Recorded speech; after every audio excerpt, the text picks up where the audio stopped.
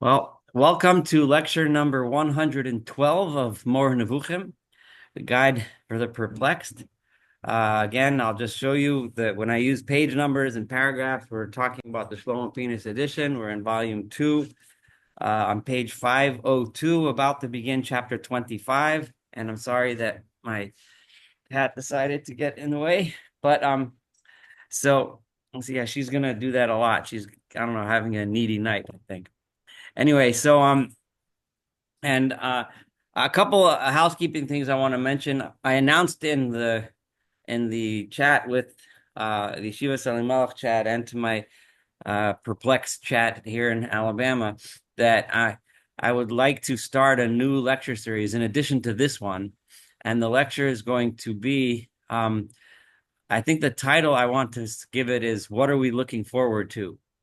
And the purpose is to discuss the ideas of Mashiach in Judaism. What exactly are we looking forward to is the point. And the reason why I want to talk about that is because I realized in all of the very highly contentious conversations our society is going through today, the things that polarize us and puts us either on this side of the fence or that side of the fence. And then especially when I look at the politics going on in Israel and the various different camps, and one of the ways to begin to bring people together is to, instead of focusing on the things we're arguing about, if you can agree with the other party what your goal is, what your objective is, then it's a lot easier to say, okay, you know what, I like this and you like this too. Now we both have disagreement about how to get there. But it's a lot easier to have a conversation. And it's a lot more difficult, though, if you can't agree on what your goal is. And if you have parties who literally cannot agree on a goal, on an objective, or what we're hoping for or looking for, then it becomes impossible. Then no matter how much you talk, you're never going to make peace because you're each trying to achieve something else. So when it comes to Judaism, like we really need to think about how, and the days of Mashiach is really, that's the end of days. That's what we're looking forward to. And now, what is it? What is it? What does it mean? And depending on what we believe or what we think it means, it affects what we do. It affects how we live. It affects how we think, and so on. Anyway, that's why I wanted to do it. But I want to make it it's going to be a long one. That's the one thing. The other one is, Can I ask, do you mean a lecture, a series, or a I, series of videos, or what do you it's mean? kind of a lecture series that I want to give on the topic, and I Okay. think I want to. I have like kind of like an outline in my head, but I want to go through the different places where a vision of the future comes up, and we'll start with the Torah, the Torah vision, and we'll go through Tanakh and the different Nevi'im and prophets and what visions they have. We'll go through the Gemara and talk about what Mishnah and Talmud, those visions of the future. Then we'll discuss also and then the different schools of thought that developed within Judaism all the way down to this day. So it's a very detailed and long subject, and it'll help us define on a lot of the disagreements that we have among the different groups, and hopefully maybe lead to some sort of common ground. Right. Um, and I hope it'll be really interesting. I have and then that was one thing I wanted to say. That's a matter of housekeeping. The other thing I wanted to say was last week I read part of the Rambam's letter on Shmad, his letter on forced conversions, right? And Kiddush Hashem. So it has different names. It's called his Maamar on Shmad or Kiddush Hashem, whatever it is, on sanctification of God's name. And I realized as I was reading it that I wasn't doing it justice because I skipped a lot here and there. And I've kind of learned as throughout this lecture, I've learned that I don't want to skip, maybe here and there a couple words, sentences, but the things that I didn't think would be valuable are, and things that I thought would be valuable that don't go over so much. So I want to, and welcome to everybody that just joined us.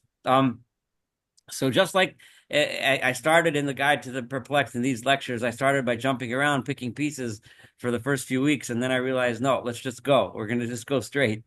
So I'm thinking that when we do finish the Moreh Nevuchim, I'm thinking that we should continue studying Rambam. And there's so much else that Rambam wrote. So I'm going to continue this lecture. We'll study Shmona Prakim. We'll study the Mishnah Torah, at least the Sefer Mada, the parts of Mishnah Torah that are not so strictly halachic. We'll study many of his letters, and there's plenty to read, and we'll have plenty of chances to learn, is from the Rambam to get a really full picture, and maybe, and I'll try, as I have been until now, bring in different books and articles and things that shed light on different aspects of the Rambam and so on. So those are the two things I wanted to say before I started. But On now, the Mashiach, are you going to do that in parallel another night? We should set. I think it's going to be Thursday night. I'm going to do it Thursday night. And do you know when you're going to start? So just Probably the same time. I like this you time. mean like next week? I mean, just trying to figure Oh, out. oh, oh, so I have an army mission that I'm going on in next week. So I'm not going to be back till like early February. So it's going to be in February when I start. I'll announce it. I don't know exactly which week, but it'll be probably the second week of February. Okay. Okay, so now we're about to begin chapter 25. Again, it's 502, page 502, chapter 25. And we had an interesting discussion of the binding of Isaac, Akedat Yitzchak, and what it means when God tests us. The Rambam is about to begin his discussion that we've been looking forward to for a while, but his discussion of the reasons for the mitzvos of the Torah.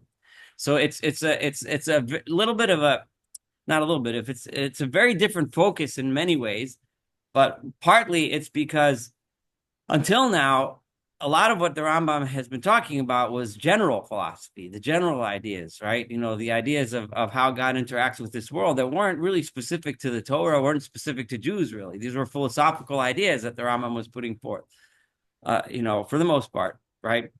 But now he's really going to focus on what role the Torah plays in all of this. Because until now, and you get the feeling, and it's just really true, and you see in the Rambam's other writings, that you could be a good person and you could achieve tremendous heights in life and achievements without necessarily the Torah specifically. You can reach it through all the philosophical arguments and speculations and living a good life the way Rambam has described until now.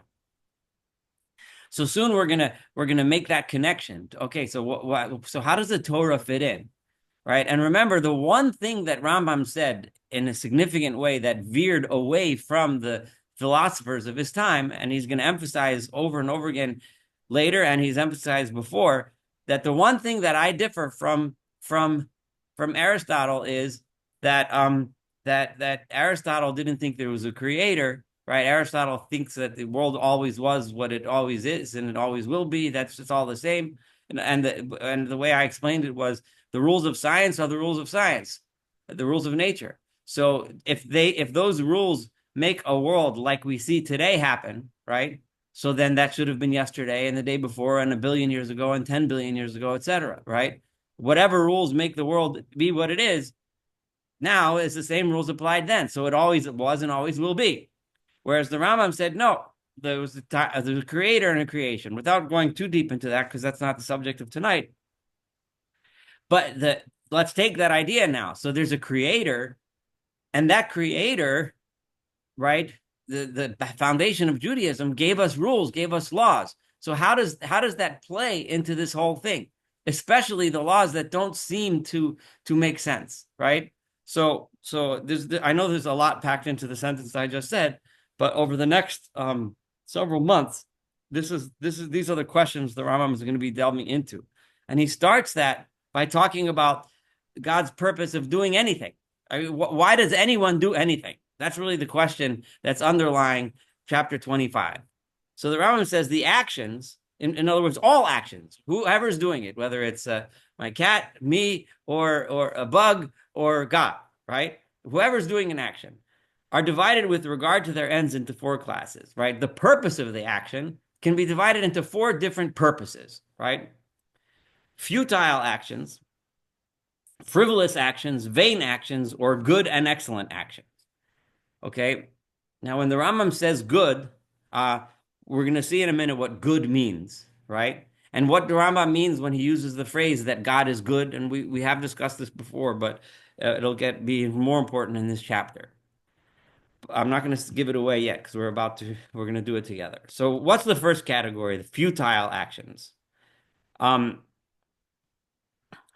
um, I'm sorry, or vain actions. He discusses that one first. The action that is called vain is that by which its agent aims at some end and the end is not achieved. Its achievement being hindered by obstacles. So that's an action in where you're trying to accomplish something, but you don't, right? So you can often hear people saying, "I tired myself in vain," right? In other words, I ran and I was exhausted, but I ran really hard to go get something. But by the time I got there, I missed the train. It was over. I just couldn't make it to the show or whatever it is you were trying to do, right? And on occasion, when he tired himself in seeking an individual, I went to the store to look for Joe, and Joe wasn't there. Or when he tired himself in the course of a journey, I went on a long trip to buy some merchandise, and when I got there, the merchandise was all stolen or wrecked or ruined, and I didn't make the money I was doing. We didn't get any profit in trade. It is also said our effort with the sick man was in vain when health is not obtained. A doctor works really hard to fix the patient, and it doesn't happen. Unfortunately, the patient, succumbs to his illness. The same holds for all actions in which ends are sought and those ends are not achieved. So that's one category of actions. In other words, an action that we try to accomplish something, but no. So when you look at that person, you see, oh, that was an action in vain. And then there's a futile action. And is that action by which no end is aimed at all, right? As when some people play with their hands while thinking, and as the actions of the negligent and the inattentive, where you're literally doing something for no purpose. You're just doing, you know, why do you scratch your head? I don't know. I just do, I mean, you might figure out some compulsion, some reason why they do it, but in terms of a purpose, whatever he's doing has no end, no purpose whatsoever, none, zero. And then there could be a frivolous action, which is that action by which a low end is aimed at. In other words, you're aiming for something that's not a good result, right? Either because it's bad or because you're expending tons and tons of effort to get nothing. You work all day to get paid $1. It's just it's frivolous. It's stupid to waste all that time to make nothing, right? I mean to say that something is unnecessary and not very useful is aimed at therein. As one dances not for exercise. The Rambam wasn't thinking about dancing for art, right? But by saying if you're doing it not for exercise, in other words, for exercise, that would be a good purpose. In the book, in the I keep forgetting their names. In the Goodman Lieberman version, they show that the Rambam was actually very, very forward thinking for his time as a doctor because he promoted exercise, and he's going to say here, he just said it now as something good in and of itself, which many physicians at the time and in the medieval times, they poo-pooed exercise. They didn't think exercise was a good thing. Like, why are you, sit down, rest, why are you wasting all that energy to accomplish nothing, right? But Rambam understood that exercise was important for health. So anyway, or as one does something in order to make people laugh about those things, right? The Rambam didn't see the value in that kind of entertainment, dancing or comedy for entertainment. Nowadays we might differ, but that was him. Anyway, such actions are indubitably called frivolous, but they differ according to the purposes and the perfection of the agents, right? When something is frivolous, it depends what the person had in mind.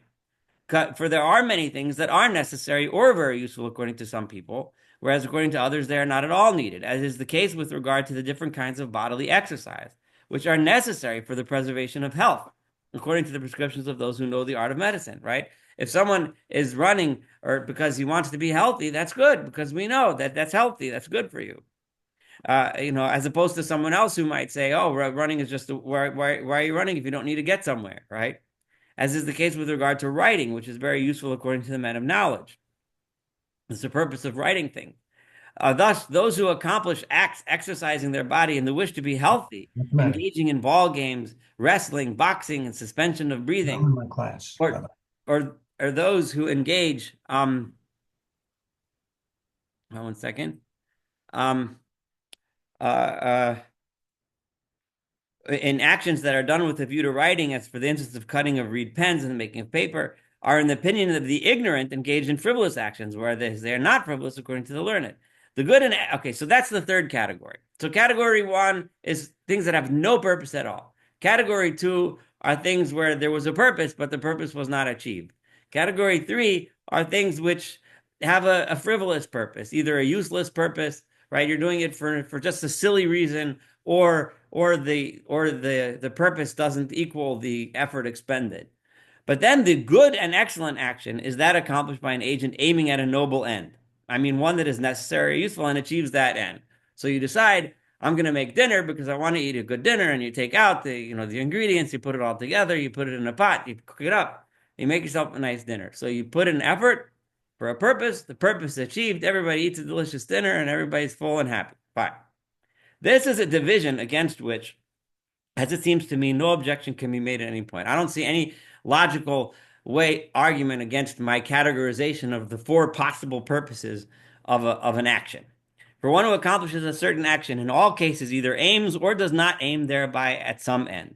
Right? A person has done something. He was either trying to do something or not trying to do something. Right?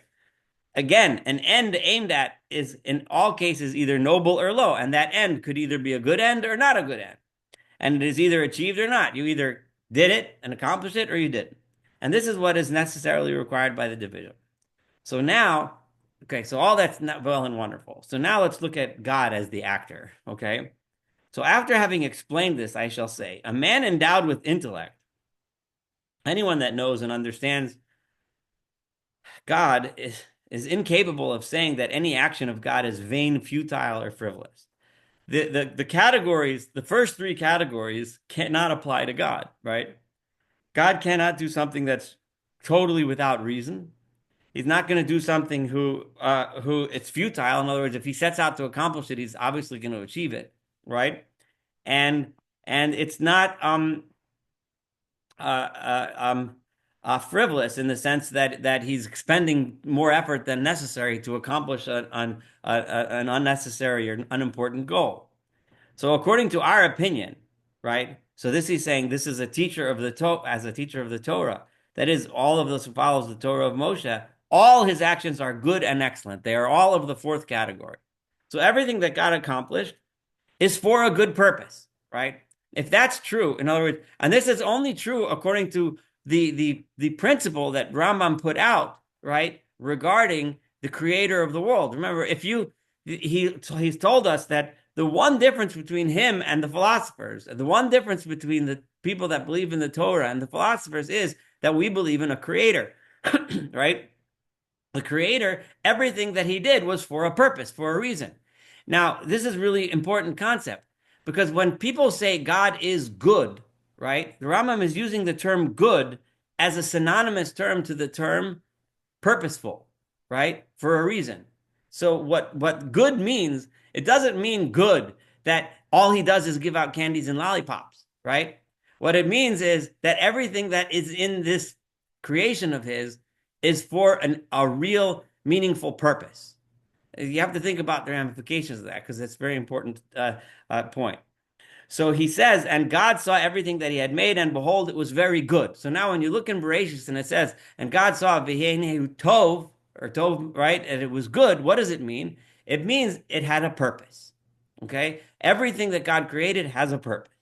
Consequently, everything that he, may be exalted, has done for the sake of a thing is necessary for the existence of the thing aimed at, or is very useful.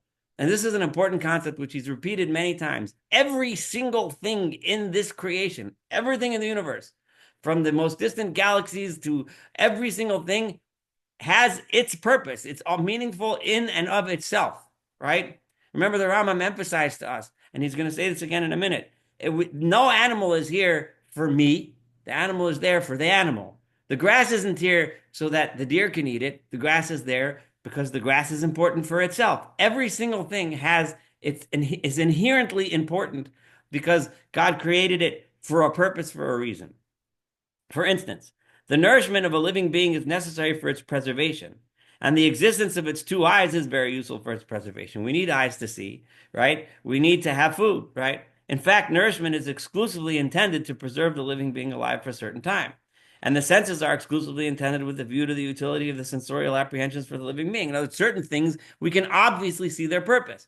The purpose of food is to help us, we can look at certain things and see their obvious purpose because or at least some of their obvious purposes, right? The philosophic opinion is similar, holding as it does that in all natural things there is nothing that may be described as futile. I mean to say that everything that is not artificial consists in actions through which some end is sought, regardless of whether we do or do not know that end. So now it sounds simple, but it's not so simple because there are many people, right, who don't think this way. So I just turned to page 504. I'm about to start reading the second paragraph. As for that sect among the people of speculation that holds that God does not do a thing because of another, right? Nothing in this world is created only for the existence of something else. So while it's true, for example, what the Rambam just said, that the purpose of food is to make my belly full and give me energy and the nutrients I need to survive, it's not true that the only reason why that wheat stalk that grew, that made the bread that I ate, right, its only purpose was for me. The wheat stalk was purpose in and of itself, right? But those that hold that God does not do a thing, and there are no causes and no effects, but that all his actions correspond to his will. So this is another school of thought. These are religious philosophers who will say, well, everything that happens because God wanted it so, right? Right? Just God wanted it so. Now, why did he do this? As he does what he wills, right? That's how they'll always answer that question. And as this is not consequent upon wisdom, right? Because if all it is, if there is no wisdom, there's no purpose to it, right? And all it is that's what he wanted, right? And that's where you end your speculation.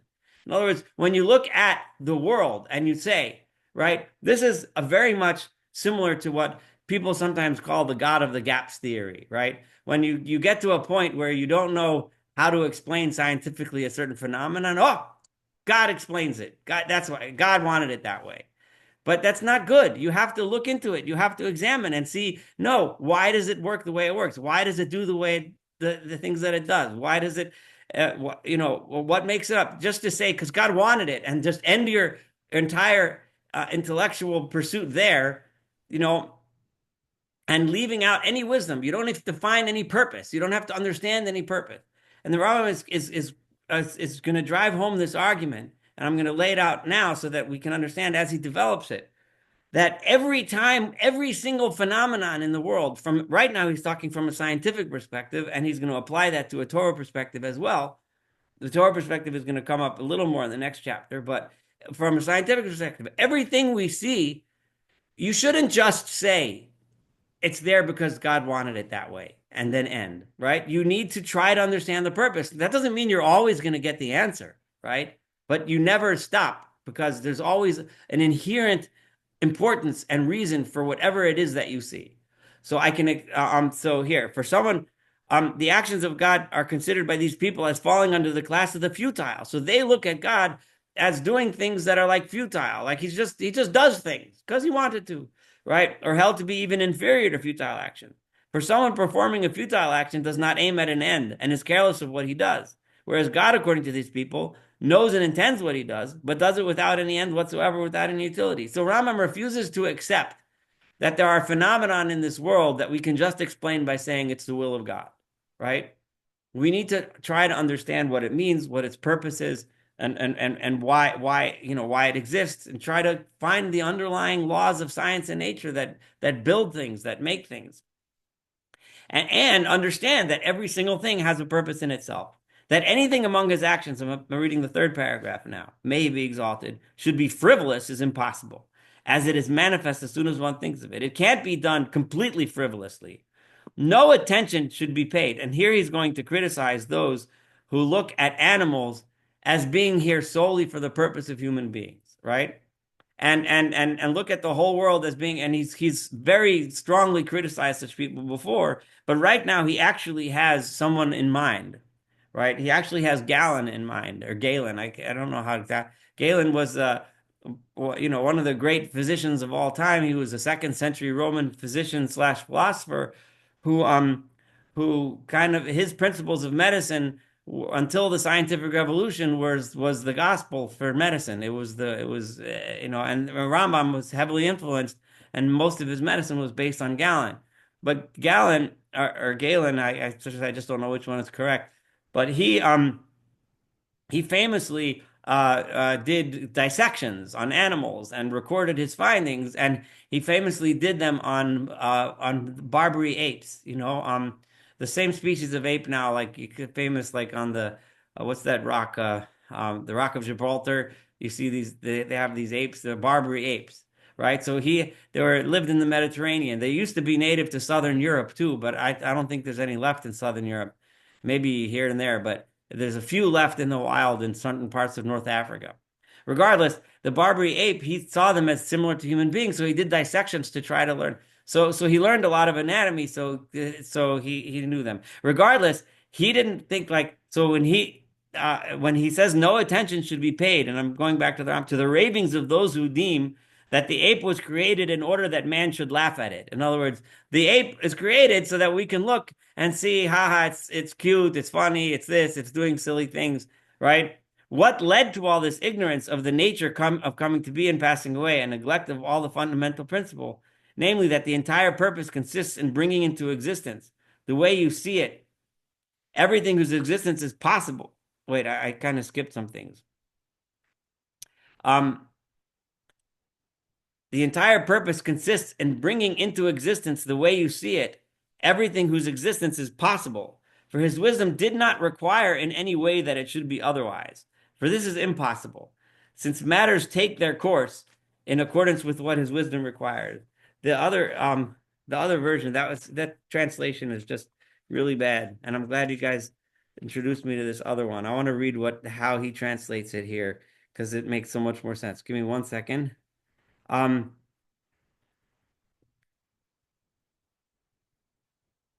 um,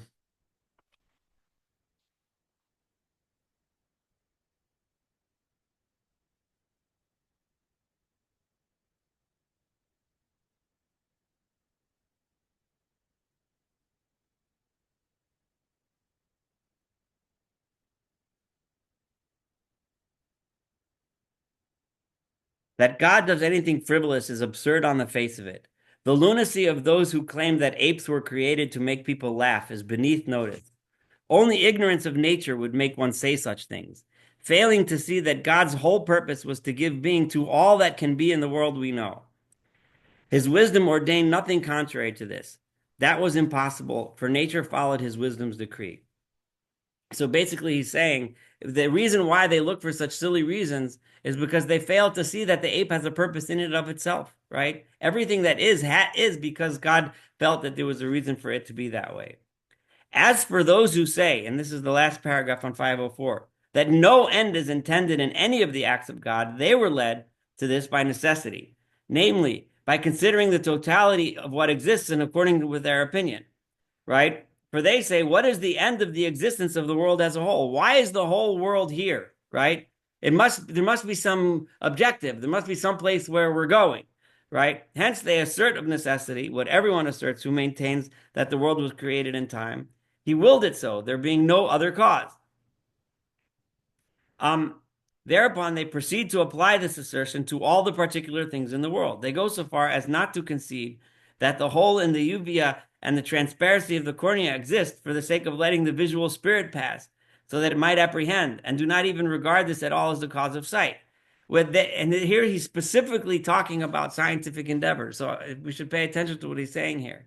If you continue going down this path, right, and you say that everything that's here is only right because God willed it so, right? So then when you look at the structure of the eye, you're going to think, right? In other words, I'm sorry, they're looking at everything only in this form of its purpose, like what its ultimate goal is, like what's it going to do next. So when they look at the eye, they don't try to figure out why the eye is structured this way in a specific way so that we can perceive images through our eyes. They look at those eyes and say, God wanted us to have vision. He could have made us have vision in any way. He could have made us have vision without having eyeballs, right? We could have just walked around and just know what we're seeing, right? So everything he made was only for according to them, it was not for the sake of sight that this membrane was perforated and the one above it made transparent, but he willed it so. The reason why it's that we have eyes is because God wanted there to be eyes. The reason why we have sight is because God wanted us to see. So even though sight would be possible if things were otherwise, according to these people. So what the Rambam is saying is that if you keep on throwing in this idea of God willed it so, then you won't make those scientific discoveries that explain the structure of the eye. No, each piece of the eye has a purpose, because in order to create sight, this thing has to be this way and this thing has to be this way. If you take these people's approach, you'll never have scientific discoveries. No one will ever know why the eye is the eye. Why is it structured this way? We have some texts whose external sense might be fancied to suggest this meaning at first glance. For instance, it says, whatsoever the Lord willed that he hath done, and so on. And for instance, it's saying and what his soul desires, even that he doeth. And for instance, it's saying, and who may say unto him, I just went on the top of 505. The meanings of these texts and of others of the same kind is that the things willed by God are necessarily accomplished, there being no obstacle to hinder the carrying out of his volition, but that he may be exalted wills only what is possible, and not everything that is possible, but only that is which is required by his wisdom to be such. So everything, and this is an interesting point here, especially in light of the modern theory, of the modern idea of an infinite number of universes, because of chance alone would produce all worlds of all different kinds, right? In other words, anything that could exist must exist in some sort of form. And the Rambam is he's taking a position against that. He's saying that just because God could make something doesn't mean that he did. Once you posit a creator, right, then you don't have to have multiple universes to explain why the phenomenon that we have in our universe exists the way that it does, right? Once you have a creator, you don't have to posit multiple universes, because God created what he wanted this way, what we see, right? Because this is what he wanted. So just because it could have created a bazillion other universes doesn't mean that he did, right?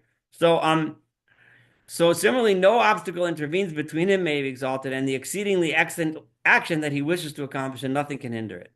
This is the opinion of all those that adhere to the Torah, and I'm just reading the word law and making it say Torah, and also which is what the Hebrew translators do as well, and also the opinion of the philosophers, and it is also our own opinion. For while we believe, and we pointed this out in the beginning, that the world has been produced in time, none of our scholars and none of our men of knowledge believe that this came about through the will and nothing else. For they say, so in other words, God didn't create, the bottom line is God created the world with a purpose, and every single thing that's in this world has a purpose, and therefore, because of that, it's incumbent upon us to try to understand what that purpose is. And how do you understand that? By studying it and learning about it.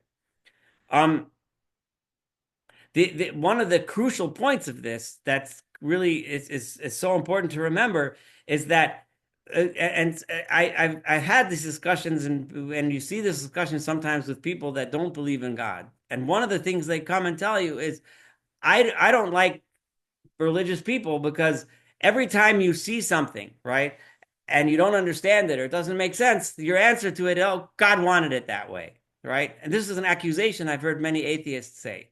So in other words, you never really try to figure out. You'll never learn anything. You'll never know anything. You'll never understand anything, because everything, oh, God wants it. God wants it. God wants it. God wants it. So what's so crucial is when we read through the Rambam, we see that the opposite is the case, right? If that was your religion, the Rambam would be laughing at you and say that that's silly. That's not religion. If all you do is say, well, God wills it, that's not what the Torah teaches. The Rambam tells us, no, the Torah teaches that because there's a creator, therefore there's a reason for everything. Therefore, I should study about it and learn about it and understand it, and not say that it's just there because God wills it.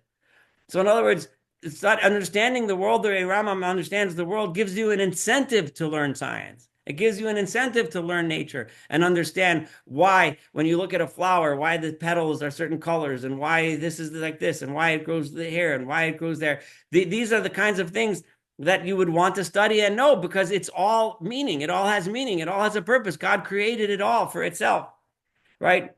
For they say that his wisdom may be exalted, the apprehension of which is beyond us, obligatorily necessitated the existence of this world as a whole at the moment when it came into existence. and that the self-same immutable wisdom necessitated non-existence before the world came into existence. You will find this notion, in other words, God created the world the way he did out of his wisdom, and he created it when he did through his wisdom. You will find this notion frequently repeated by the sages when they interpret, he hath made everything beautiful in its time, right? All this was meant to avoid that which should be avoided, namely, the thought that the agent may accomplish an act whereby he does not aim at any end at all, right? All of the dictums that he just mentioned from Chazal are here to teach us, right? That get away from the idea that God does things without any specific reason. There's always a reason. And which, again, I'm going to emphasize, that is the definition of God is good. Remember, according to what Rambam here, good and purposeful is the same thing, right?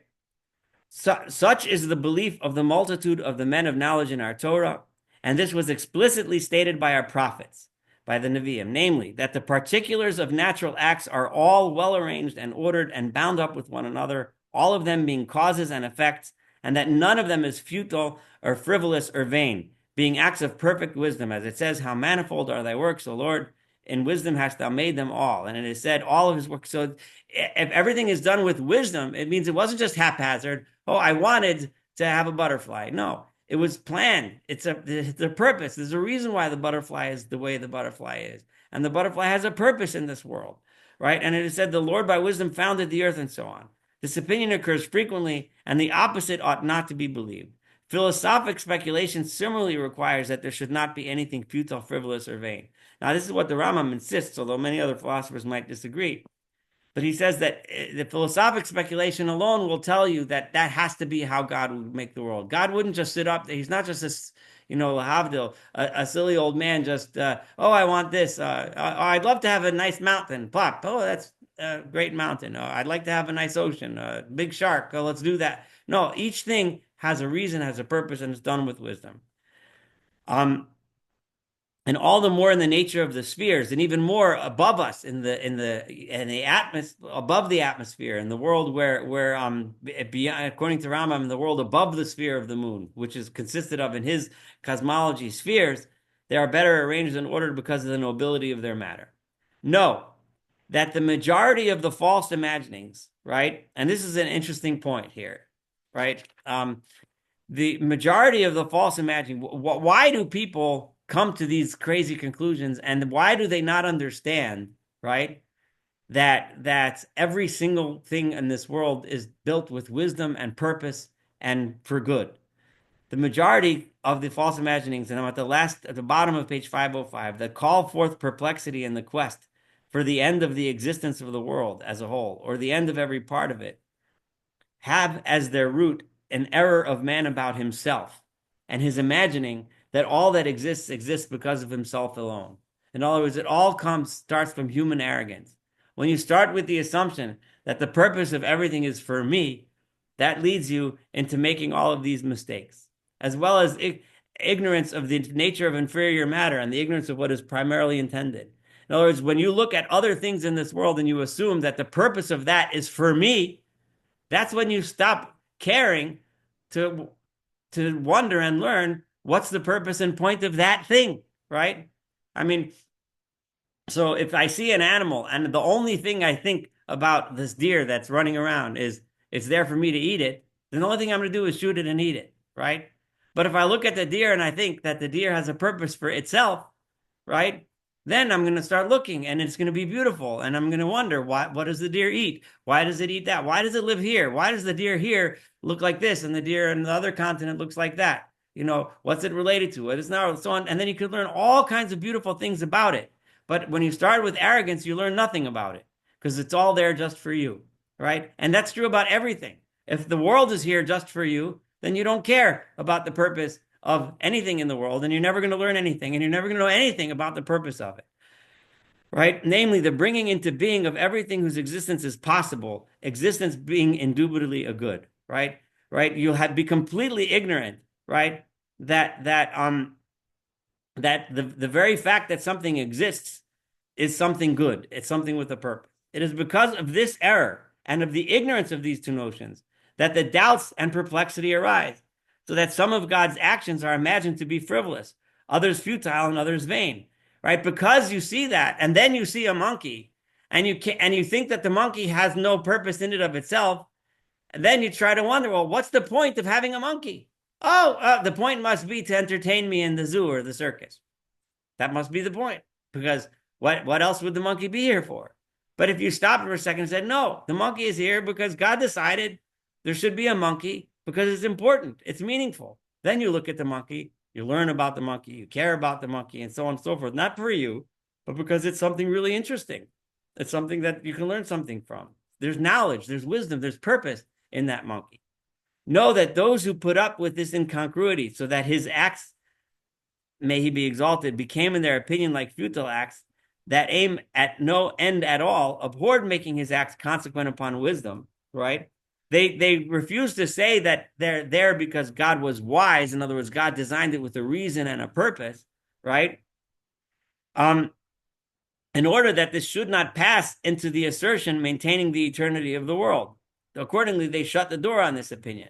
They're afraid that once we say that the whole world, right, is here, if they think that the world is not here for me, right, then they think they're making a philosophical error. They think they're saying, oh, well, if the world is not here for me, the world is here for the world, then there must not be a creator. The world itself must be important. The world doesn't need a creator. And they think that they're going against the Torah. So they think that by being consistent with the Torah, I should look at everything as if it's all here for me, right? But they're making a mistake, Rambam says. However, I have already made, in other words, he's criticizing religious people here, right? He's saying religious people often make this error. I have to look at the whole world as being created for me. Now I have a purpose, right? But then there's so many things in the world that don't, right? Why? I was watching a documentary last night about it, some kind of penguin, on some island near Antarctica, right? What does that have to do with me? It doesn't do anything for me. It doesn't do anything for the Torah, at least doesn't seem to, right?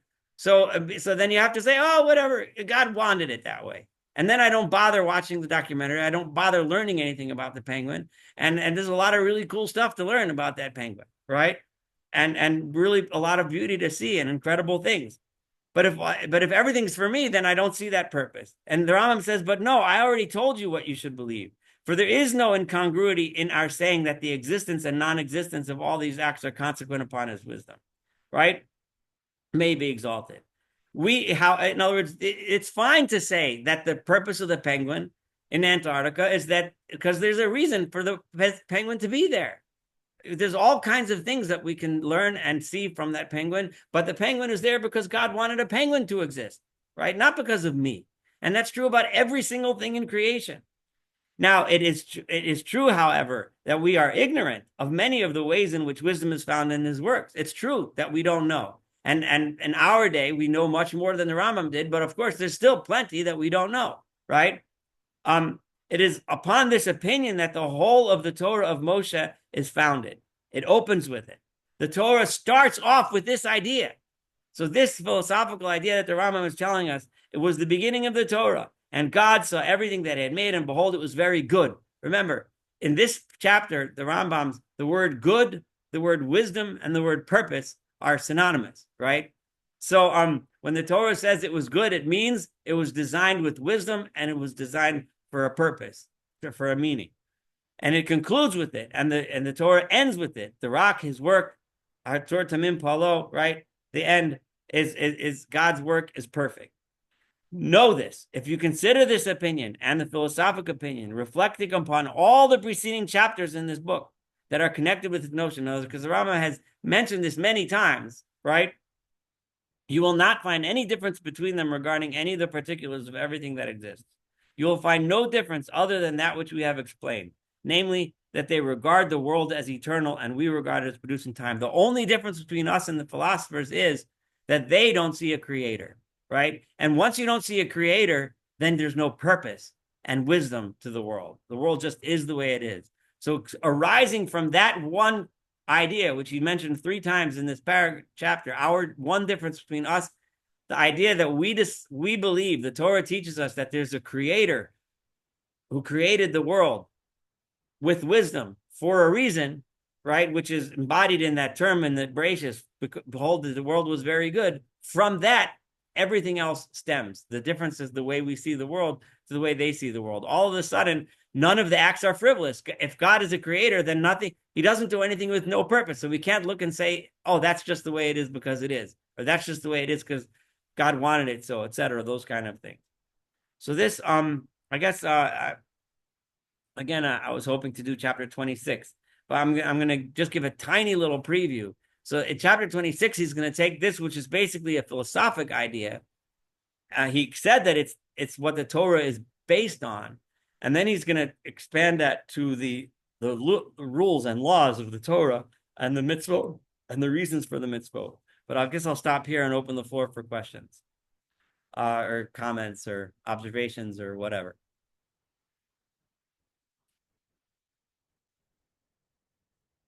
Everybody's just blown away. All right, go ahead.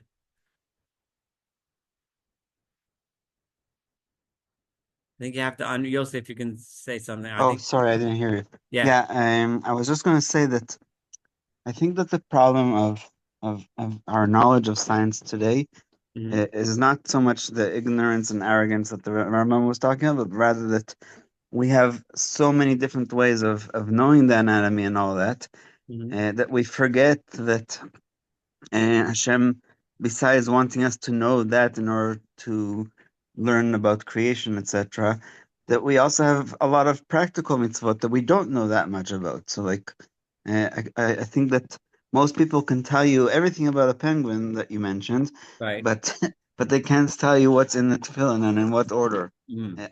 I am struggling with that now because I'm teaching a bar mitzvah boy, and trying to tell him what the different orders of the four parshiot are. They're not chronological. So, um, Well, so anyway, I'm that's just that's interesting. It wasn't what I expected someone to comment on, but I just didn't bring that up because because what the same idea that the Rambam says here in regards to the scientific things of nature, right, is 100% applicable to the Torah's laws, which the Rambam is going to apply the same idea next week, and that is that, and this I think addresses what your comment that that we see a mitzvah, right, that God gave us. He told us to do. You said tefillin, right, and if we understand that behind that mitzvah of tefillin was wisdom and purpose, right? Then all of a sudden, then you want to know more about it and you want to understand more about it. If you only look at the mitzvah of tefillin and say, we're doing it just because God said so, and that's it. Now, remember, there are Jewish philosophers that take that position, right? So we're learning Rambam now. Rambam my utterly parents rejects and the idea. grandparents were like that. What? You do it because we said so, and Right, because right, Hashem right, said so. right. So there are those, and I'm not here to knock them or argue this. I'm just telling you, we're teaching Rambam now, so we have to understand the Rambam. So the Rambam utterly rejects that idea, right? According to him, and we're going to see this strong next week. If we put on tefillin, there's a reason for it. God said to put on tefillin for a reason, and you can imagine already what those reasons are. Tying your heart together. There's all kinds of ways to understand the reason, but but once you understand that the mitzvot are given for a reason and a purpose, then you have then the desire to know more about it and to know more about the details and understand how we fulfill it, how we get the meaning, whatever the purpose was, how do we fulfill that purpose becomes important to you. So the Rambam, that gives the Torah value. And the Rambam's outlook on the Torah, if you think the Torah is simply telling you to do things that have no purpose at all, just to see that you do what God says, then according to the Rambam, you would have no interest in knowing anything about them. In the same way that a guy that thinks that the only reason for anything that exists is for me, and when he sees a penguin, he has no idea what its purpose is, so he just ignores it. He doesn't want to learn anything about it. He doesn't want to know. But if you realize the penguin has a importance because the penguin is important, then God made a penguin. God thinks it's important, so now I want to know more about it, right? And it's the same exact thing for a mitzvah, right? Beautiful, And you're thank you. right, and then you'll want to know. Okay, Maybe so just what? one last comment. Yeah, go Rabbi ahead. Daniel Gladstein just published 20 or 30 different short classes, maybe 2 or 3 minutes max, Mhm. about all the different animals that he saw in the safari, in his most recent trip to South Africa. So Uh-huh. he does talk about the penguin. So, Okay, good. Well, yeah, there are penguins down in on South Africa. Yeah, okay, so thank you. yeah, and this is the Rambam I doubt knew that penguins existed, so he wasn't talking about penguins, but he was talking about monkeys, right? And anyway, so yeah, so this is really important. If I was gonna, there's a lot of lessons to learn from tonight, but to me, the idea that understanding that there's a creator is not something which we're very often accused of. Religious people in general are accused of being closed-minded towards science because, and a lot of people accuse that and say that if you explain everything with God, then you don't need to know anything, right? You don't need to learn anything. But Rambam is showing us that it's exactly the opposite, right? Understanding that there's a creator endows every single thing that exists with a purpose. And once you get that, finding and meaning and understanding that purpose is everything, right? And learning about anything that exists, anything, whether it's a speck of dirt, a molecule, the subatomic particles, or Mount Everest, whatever it is important and has a purpose, and we should learn about it and know about it and appreciate it. Anyway, so that would conclude tonight. Um, Thank you for joining us, and looking forward to tomorrow when we're going to start Rambam's focus on the mitzvot. There's going to be a lot less philosophy and a lot more Torah for the next couple months. So, I, just a quick question. The red sure. heifer, isn't this something like Maimonides said? I don't understand the red heifer. How would he deal with that? Hold on. Oh, okay, I'll put that question on the show. I'll, Well, but one thing you could say is he definitely does not believe, and he'll say this next week, that okay, there's no purpose to it, right? okay, I'll hold on. Okay. All right. All right. Have a wonderful evening. יישר כוח. All right. Bye. Thank you, Saul. Thank you. Welcome. Welcome. Bye bye.